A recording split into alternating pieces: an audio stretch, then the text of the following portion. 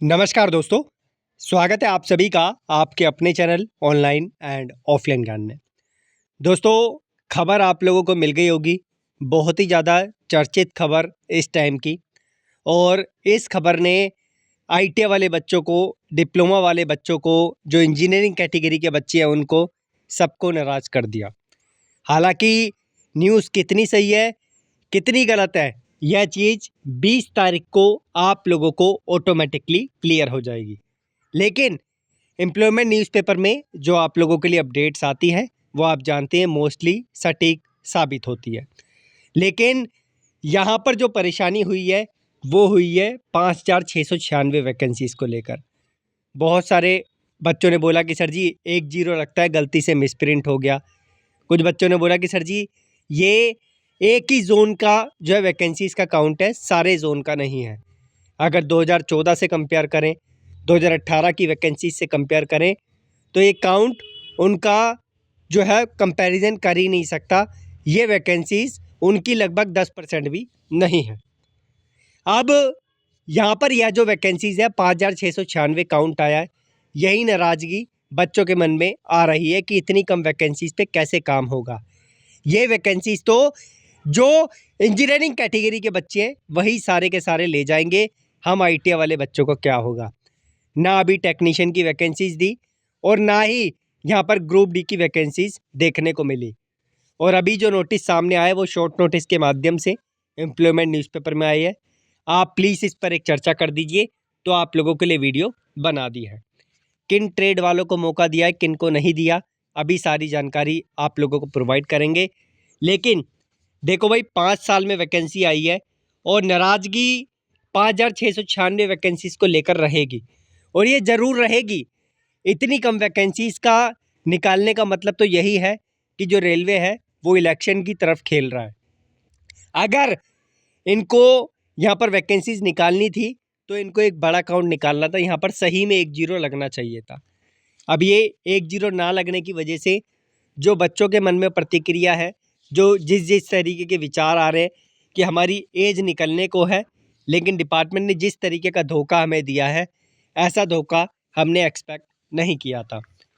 ये जो वैकेंसीज़ है इसका फॉर्म 20 तारीख से चालू हो रहा है और इसमें कितनी सच्चाई है, जैसे कि मैंने बोला 20 तारीख को ऑटोमेटिकली क्लियर हो जाएगा जब ये नोटिस आप लोगों के सामने ऑफिशियली आ जाएगा। 1 महीने का समय आप लोगों को मिलेगा फॉर्म फिल करने के लिए। पोस्ट असिस्टेंट लोको पायलट की है, हालांकि टेक्नीशियन भी यहाँ पर होती तो कोई दिक्कत नहीं होती, बच्चे और खुश हो जाते थोड़ा। इनिशियल पे 19,900 है। मेडिकल स्टैंडर्ड A1 का मिलता है। ये एज स्ट्रक्चर देख लीजिए, एक एक 1/7/2024 के बेस पे। उसके बाद जो है टोटल RRB की वैकेंसीज दे रखी है, किसी एक पर्टिकुलर की नहीं है। अगर बात करें तो यहाँ पर आप लोग जानती हैं जो असिस्टेंट लोको पायलट होता है, इसका जो मेडिकल स्टैंडर्ड है वो बहुत ही यहाँ पर ये समझो हाई लेवल का होता है, क्योंकि जो लोको पायलट की नौकरी होती है उसमें विज़न का सबसे बड़ा खेल होता है, क्योंकि ट्रेन चलाते वक्त आप लोगों को अपनी नज़रें बनाए रखनी पड़ती है। तो फिज़िकल फिटनेस आप लोगों की बहुत ही बेहतरीन इसमें होने चाहिए। ये आप देख सकते हैं, कुछ फिज़िकल फिटनेस के मेजरमेंट दे रखे हैं। आई से रिलेटेड, विज़न से रिलेटेड आप लोगों को इन्फॉर्मेशन दे रखी है।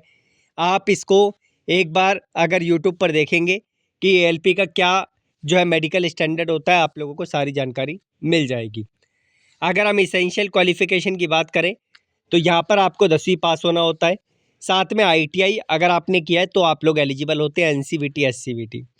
Fitter, electrician, instrument mechanic, millwright maintenance mechanic, mechanic radio and TV, electronic mechanic, mechanic motor vehicle, wireman, tractor mechanic, armature and coil winder, diesel mechanic, heat engine, turner, machinist. उसके बाद RNAC वाले बच्चे।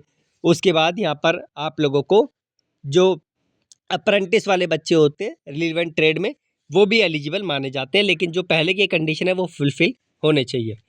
उसके बाद diploma, mechanical engineering, electronics, automobile engineering वाले बच्चे, या फिर जो है वेरियस स्ट्रीम में इंजीनियरिंग उन्होंने की है, तो वो जो है यहाँ पर एलिजिबल होते हैं। एक चीज़ और, इन सब के तो मेरे पास प्रीवियस पेपर्स नहीं है, लेकिन जो इसका CBT 1 होता है उसके प्रीवियस पेपर और कुछ मेन आईटीआई की ट्रेड के प्रीवियस पेपर्स मैंने आपको आशा करता हूँ ऑलरेडी दे दिए होंगे, जैसे फिटर हो गया, टर्नर मशीनिस्ट, उसके बाद electrician, automobile, diesel mechanic, electronic mechanic, instrumentation, RNAC, कुछ के मेरे पास थे तो उनके लिंक मैंने आपको डिस्क्रिप्शन में दे दिए। प्रीवियस पेपर्स पे एक बार ज़रूर आप लोग नज़र मार लेना। उसके बाद जो है यहाँ पर नोट करके दे रखा है, degree in the engineering discipline as above will also be acceptable, यानी जो है यहाँ पर बीटेक वाले बच्चे होते हैं जिन्होंने डिग्री ले रखी होती है इंजीनियरिंग की, वो भी एलिजिबल होते हैं। और यहाँ पर कुछ और कंडीशंस हैं नीचे, इसे भी एक बार देख लेते हैं। तो यहाँ पर 20/1/2024 से आप लोगों का यहाँ पर जो है फॉर्म चालू हो जाएगा, ऐसा इस नोटिफिकेशन में दे रखा है। बाकी 20 तारीख को सारी चीज़ें क्लियर हो जाएगी। अगर हमारे देश की सरकार अच्छी होती या फिर बच्चों के हित में चीज़ों को सोचती तो ये नंबर 5,696 ना होकर 50,696 होता, या 56,696 होता। तो यहाँ पर देखो भाई, ट्रूली स्पीकिंग यहाँ पर कोई किसी को फ़र्क नहीं पड़ता। जो दूसरा व्यक्ति होता है वो तीसरे व्यक्ति के बारे में कुछ पॉजिटिव नहीं सोचता। अगर सोचता तो हमारे बच्चों को ये वैकेंसीज़ का काउंट बहुत ही ज़्यादा हाई लेवल पे मिलता। और साथ में जो टेक्नीशियन की नौकरी है, ग्रुप डी की नौकरी है, उसकी भी अपडेट बच्चों को देखने को मिलती। लेकिन ऐसा नहीं किया। और बाकी आशा करते हैं कि सरकार थोड़ा सा इसको देखे, रेल मंत्री इसको थोड़ा सा देखकर वैकेंसीज़ का काउंट बढ़ाए, क्योंकि ये मुझे लग रहा है कि ये जो 5,696 वैकेंसीज़ है ये बीटेक डिप्लोमा के बच्चे ही सारे के सारे ले जाएंगे। आईटीआई वाले बच्चों को इसमें से 1-2 बच्चे ही ऐसे होंगे जो नसीब होगा जिसका, जो बहुत ज़्यादा कड़ी मेहनत करेगा वो लेके जाएगा। सिंपल आईटीआई की बात कर रहा हूँ। बाकी मैं यही बोलूँगा कि टेक्नीशियन की भर्ती अगर आती है तो इससे बड़ी संख्या में आए, और इससे मैं यही बोलूँगा 10-12 गुना आए, ताकि हर बच्चा उस चीज़ से सेटिस्फाई हो जाए। अब ये 5,600 वैकेंसीज़ में आईटीआई वाला बच्चा भी फॉर्म फिल करेगा, डिप्लोमा भी करेगा, अप्रेंटिस भी करेगा, और ये जो इंजीनियरिंग ड्राइंग है वो भी करेगा, वो इंजीनियरिंग के स्टूडेंट्स हैं वो भी करेंगे। तो मान के चलो कि एक सीट पे लगभग कितने बच्चों का कंपटीशन यहाँ पर होने वाला है। और रेलवे की एक ऐसी नौकरी है जिसका फॉर्म बहुत ही बड़ी मात्रा में भरा जाता है, रिकॉर्ड है इसका, और इसके बारे में आप भली भांति जानते हैं।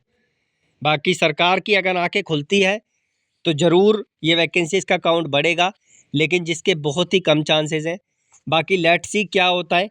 मेरे पास जो इन्फॉर्मेशन थी वो मैंने आपको दे दी है, लेकिन अभी डिपार्टमेंट की तरफ से कोई इस पर प्रतिक्रिया नहीं आई है। फ़ीस भी इसकी बहुत ज़्यादा होती है, आप लोग जानते ही हैं। तो यहाँ पर जो है आगे की जो भी अपडेट्स आती है ऑफिशियल, वो मैं आपको ज़रूर दूंगा। लेकिन जहाँ तक पॉसिबिलिटी है ये नोटिस सही है, गलत नहीं है। बाकी 20 तारीख को ऑटोमेटिकली आपको चीज़ों के बारे में पता चल जाएगा। बाकी दुआ करता हूँ मैं, कृपा भगवान से जो है प्रार्थना करता हूँ कि सरकार इस पर अपनी थोड़ी सी प्रतिक्रिया दिखाए कि इतनी कम वैकेंसी से कुछ होने वाला नहीं है, और जल्दी से जल्दी टेक्नीशियन की भर्ती निकाले 50-60 हज़ार, सो दैट बच्चों को जो है कुछ बेनिफिट हो।